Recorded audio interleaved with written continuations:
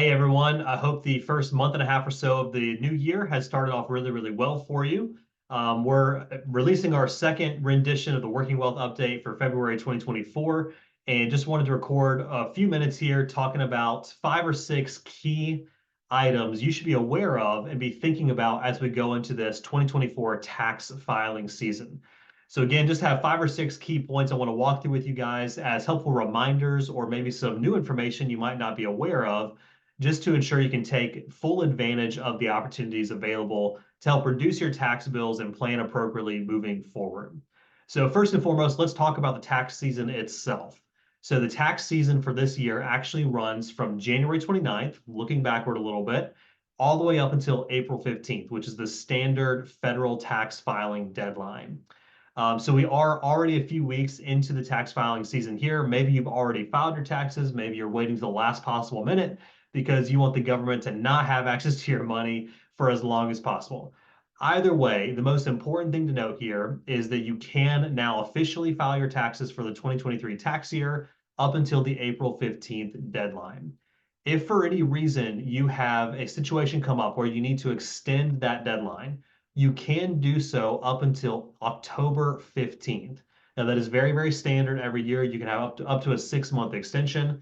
A lot of times this comes into play for folks that are going through a loss, or if you own a business and you just don't have your final numbers together, things of that nature. But regardless, know that the primary deadline for filing is April 15th, and you can extend up until October 15th. Second thing I want you guys to be aware of is when documents are due to you. Now, hopefully you've already received your W-2s if those apply to your income sources, as well as a lot of your 1099 documents. Technically, 1099 and W-2 documents are supposed to be sent out to you or available to you around January 31st or by January 31st of each year. There are sometimes delays on getting those documents out, specifically around 1099s. There's a lot of situations where 1099s might be delayed up until mid or late February. And that's just because the mutual fund or ETF or other investment companies that are reporting information to those providers to generate those documents have delays on their own accounting. And we see that sometimes happen for multiple clients throughout each tax season, but it's not a problem. The documents will still be available well before your tax filing deadline, but just want to let you know that those are typically fully available by February 28th, or sometimes revised versions will be available by March 31st at the very, very latest. If you're still looking for your tax documents, please reach out to us and let us know. We can certainly download PDF copies and securely email them over to you. Or if they're not available yet, we can let you know when those will be available. Third key thing is there is still time to save on your taxes if you qualify based on certain measures. So specifically what I'm referring to here is it is still open for you to be able to make contributions to IRAs, Roth IRAs, SEP IRAs if you're self-employed, HSAs if you have a high deductible health plan, and some 529 college savings plans up until the contribution or up until the filing deadline, excuse me. So specifically thinking about saving under taxes, that will be more so looking at getting tax deductions by making tax deductible contributions to various accounts. Specifically, that will be if we're trying to make a tax deductible contribution to a traditional IRA or a SEP IRA, and then even an HSA on the federal level. And then on the state level, some states allow you to make contributions to 529 plans for college savings and get a tax deduction on your state taxes for doing so. South Carolina, where I live, is one of those states where you can make a contribution to the 529 plan and get a state tax deduction all the way up until the tax filing deadline of April 15th. One important thing to note when we think about making contributions to the retirement accounts I mentioned, the traditional IRA and SEP IRA, is you do have to qualify for those based on income or based on having business income. So specifically with the traditional IRA, they are income limits for how much money you can make and still get a tax deductible line item or a tax deduction, excuse me, to be able to offset some of your income or reduce your total tax bill. I highly recommend talking with your tax professional, or let's have a conversation after you do that to see if that still makes sense for you if you want to make that contribution happen. Same applies for Roth IRAs. If we want to make a contribution to a Roth IRA, which we love Roth because it's after tax today and it grows 100% tax free into the future, that same deadline applies of April 15th to make those contributions into those accounts. On the SEP IRA account, though, that's if you are self-employed and you have business income that you're looking to make a tax deductible contribution to offset your total taxable income. We can do that up until the tax filing deadline, plus extensions as well for those accounts. So that's probably enough on the time to still make contributions. Basically, for those accounts, you have the opportunity up until the tax filing deadline to make contributions for the prior year. So if you haven't fully funded your IRAs and you want to do so, please reach out to us and let us know, and we can help coordinate those contributions for you. Fourth thing I want to point out is just that there's a difference between tax deductions and tax credits. This is something I find a lot of people aren't aware of, and I want to make sure you have some baseline knowledge in this. So when we think about tax deductions, these are things we can do where we might make a contribution or pay an expense that is deducted against our total income to reduce how much income we're actually taxed on. A tax credit is different. Those are things that we can qualify for to reduce how much taxes we owe after our final tax bill has been calculated. When we think about deductions, there's two different kinds of deductions. We have above the line deductions and we have below the line deductions. Above the line deductions are things like pre-tax health insurance premiums, pre-tax retirement contributions, HSA contributions, certain business expenses, things of that nature. Those are things that we actually put money away or pay for expenses that reduce our total taxable income off the top. Below the line deductions are typically going to be our standard deduction or itemized deductions. The standard deduction is what most people take today because of the tax laws that got passed in 2017. The standard baseline deduction got doubled at that point in time. And for 2023, that is around $27,700, I believe, for married filing jointly taxpayers. So most people do just take the standard right now. However, if you do itemize your deductions because you have totals of deductions in excess of that amount, you can get additional reductions to your taxable income and save on your taxes through that. The primary itemized deductions we see are charitable contributions and mortgage interest. That's for most of our clients. Those are the ones we're seeing help add up to be itemizations. You can also itemize medical expenses in excess of 7.5% of your adjusted gross income. Again, I recommend talking with your tax professional to see if that actually qualifies for you.